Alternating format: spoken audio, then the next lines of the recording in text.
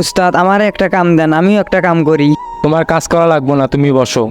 শোনো না, তারপরে কি হয়েছে? টিন লাগাইতেছিলাম, পাতলা টিন, পরে টিন ভাঙা তিনজনের নিচে পড়ে গেছি। কি কোন উস্তাদ, কোনো ক্ষয়ক্ষতি হয় নাই? আরে হইছে না, এক হেল্পারে এই জায়গা থেকে এই জায়গা পর্যন্ত পুরা কাইটা গেছে।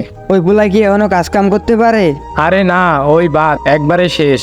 এত রিক্স, এই কারণে তো আমার ভাই ব্রাদার কয় কাম না করতে। আল্লাহ না করুক, আমার যদি কিছু হয়ে যায় পুরো আমার জীবনটাই শেষ। আচ্ছা তানবীর, ফ্লাগবারটা সোজা করে চালু করি, ওই মালটি সোজা করে দে। ঠিক আছে উস্তাদ। মাল কোনটি সোজা করমু? ওই স্কোয়ার বারটি সোজা কর। উস্তাদ তারপরে কি হয়েছে? তারপর কি হয়েছে, মিস্ত্রি যা ছিল তার তো অবস্থা পুরাই শেষ। আর আমার কপাল ভালো, আমার কিছু হয়নি। আপনার তো কপাল না উস্তাদ, আপনার তো চান কপাল। আরে কইস না, জীবনে অনেক জায়গা থেকে পাইছাইছি। এ বিদ্যুৎ, একটু এদিকে আয়।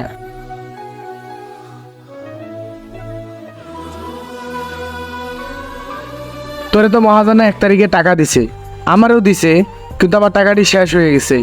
আমারে 1500 টাকা হাওলাত দে, আমি কিস্তিটা চালাই। কে আমি তোরে টাকা দিতে যাবো কে? মহাজান না তোরে 1 তারিখে টাকা দিল, এই টাকা তুই কি করছস? আরে বলিস না, আগের কিস্তি ঘর ভাড়া দিয়ে শেষ হয়ে গেছে। আমার কাছে নাই রে। মিথ্যা কথা কইতাছস কি লিগা? আমি জানি না তোর ঘরে টাকা দেয়া লাগে না? এই যে তুই বেতনটি পাস, এটি দিয়ে তুই চলস, তোর পকেট খরচ চালাস, থাকলে দে।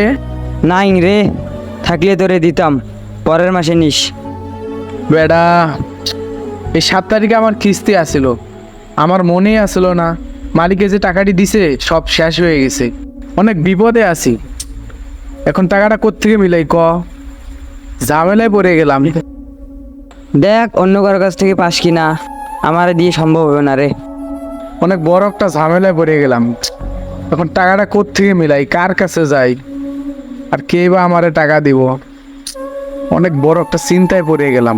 এখনো তো মাসই শেষ হয় নাই, মহাজনকে বললেও তো মহাজন টাকা দিবে না। উস্তাদ এবার আমি আমার একটা কাহিনী কই। নতুন একটা হেল্পার লইয়া সাইডে গেছিলাম, কোনো কামই পারে না, আমি জানতাম না। পরে কি করছি, হ্যারে 5 তলায় উঠাইছি অ্যাঙ্গেল লাগাইতে। পরের দিন থেকে ওয়া দোকানে আসে না। পরে ওর মাই কয় ওর নাকি জ্বর আইছি। এইটা আবার কোনটা? এমন হেল্পার কই থেকে আসলো?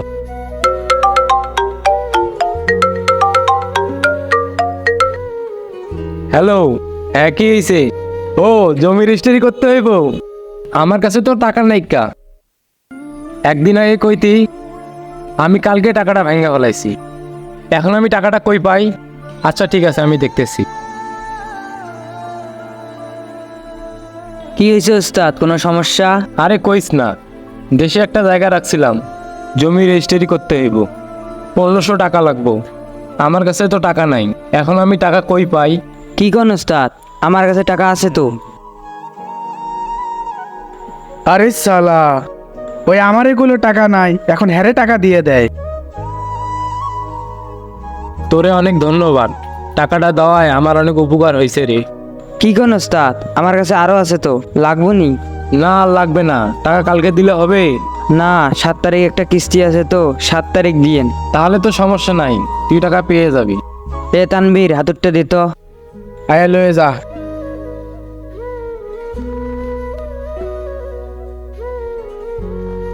শালার মিস্ত্রি কই গেল আমার টাকাটা?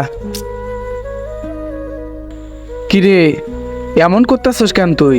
আরে বেড়া, এদিন যে মিস্ত্রিটা আইছিল 3 দিন যে কাজ করে গেল, হ্যার নাম্বার তোর কাছে আছে?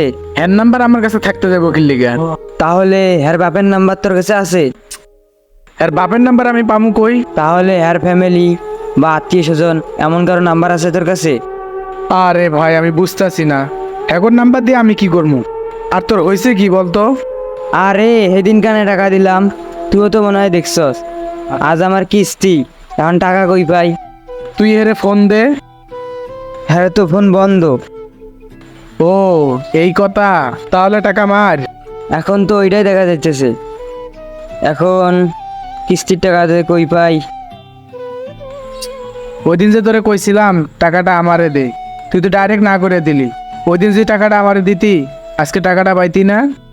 তুই কি করলি? আমি তোর কাছে টাকা চাইলাম, তুই আমারে না দিয়ে ওই মিস্ত্রিরে টাকা দিয়ে দিলি।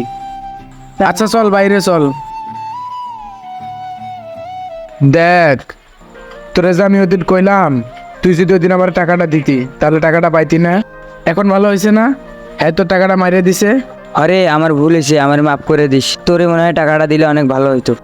2 দিন হয়েছে না এবারটা কাজে আইছে, আইয়া তোর কত মিল। এখন ভালো হয়েছে না? এবারটা তোর টাকা মারিয়ে দিছে। এই নে 1000 টাকা, যতটুক পারছি দিছি, আর 500 টাকা কারো কাছ থেকে ব্যবস্থা করে নিস। আমারে মাফ করে দিস। আমি আর আপন মানুষ ছাড়া পর মানুষের কখনো আর বিশ্বাস করবো না। মনে রাখিস, পরে আবার পর মানুষের মিষ্টি মিষ্টি কথায় মন যেন আবার গইলে না যায়। ঠিক আছে? আর কালকে সকাল সকাল কাজে আসিস। যা। যতই পর মানুষকে আপন মনে করেন না কেন, বিপদের সময় আপন মানুষ ছাড়া কেউ পাশে আসবে না। একমাত্র বাবা মা, আত্মীয় স্বজন এরাই কাছে আসবে, পর মানুষ পরেই থেকে যাবে।